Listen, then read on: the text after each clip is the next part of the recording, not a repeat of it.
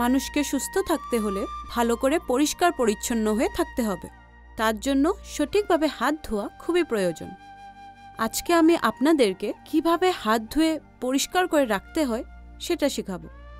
হাত ধোয়াটা কি শেখানো জিনিস নাকি? এটাও শেখানোরই বিষয়, কারণ বেশিরভাগ শিশুদেরই রোগ হয় হাত দুটো পরিষ্কার না করার ফলেই।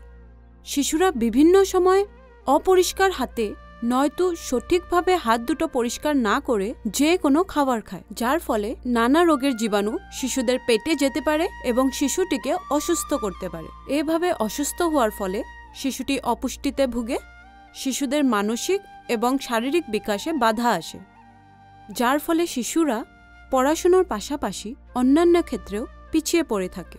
তার মানে ভালো করে হাত ধোয়াটা কি খুবই দরকার? হাত দুটো খালি পরিষ্কার করলেই হবে না, হাত ধোয়ার সময় সুরক্ষিত জল ব্যবহার করতে হবে। এখন আমি আপনাদেরকে হাত ধোয়ার প্রক্রিয়াটা একবার দেখিয়ে দিব।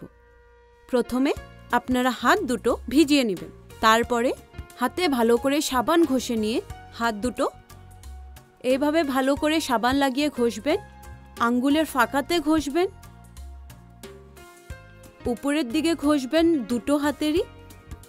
ঘষার পরে আপনারা একটা একটা আঙ্গুল এইভাবে সাফা করবেন, যাতে আমাদের আঙ্গুলের ফাঁকাতে কোনো জীবাণু না থাকে।